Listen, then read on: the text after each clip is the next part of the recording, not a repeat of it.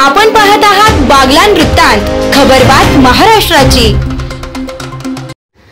चांदवड येथील श्री चिंतामणी शिक्षण प्रसारक संस्था अंतर्गत असलेली खेलदरी येथील आदिवासी विद्यार्थ्यांची आश्रमशाळा असून या शाळेतील विद्यार्थ्यांना आपण समाजाचे देणे लागतो हा उद्देश डोळ्यासमोर ठेवून नाशिक येथील व्यावसायिक म्हणून ओळख असलेले निलेश रणधीर व संदीप चौधरी यांनी आपल्या हातून शैक्षणिक साहित्याचं वाटप केले। या शाळेच्या वतीने दोघा कर्तव्यदक्ष असलेल्या दानशूरांचा शाल, श्रीफळ व गुलाब पुष्प देऊन सन्मान करण्यात आला। आपल्या हातून सर्व साहित्याचं वाटप करत एक मनाला समाधान व्यक्त होणारा वेगळा आनंद घेत मुलांबरोबर संवाद साधला। अजूनही शक्य झाल्यास मुलांना लाभ होईल असे शैक्षणिक कल उंचावेल व आपल्या ज्ञानात भर कसा पडेल यासाठी जे शक्य आहे ते मी माझ्याकडून देण्याचा प्रयत्न करेल असं वक्तव्य यावेळी चौधरी व रणधीर यांनी केले। अनेक मुलांनी त्यांच्यासोबत सेल्फी देखील काढलेत। त्याचप्रमाणे सर्व मुलांनी या दोन्ही दानशूरांचे आभार मानलेत।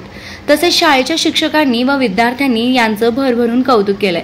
यापुढे कोणतेही सुखदुःखाच्या वेळी घेतले जाणारे कार्यक्रम, परिवारातील प्रत्येक सदस्यांचे वाढदिवस, दशक्रिया विधी, वर्षश्राद्ध किंवा येणाऱ्या सुखाच्या प्रत्येक कार्यक्रमाला व्यर्थ खर्च टाळत आम्ही या गोरगरीब मुलांसोबत आमचा वेळ देऊ।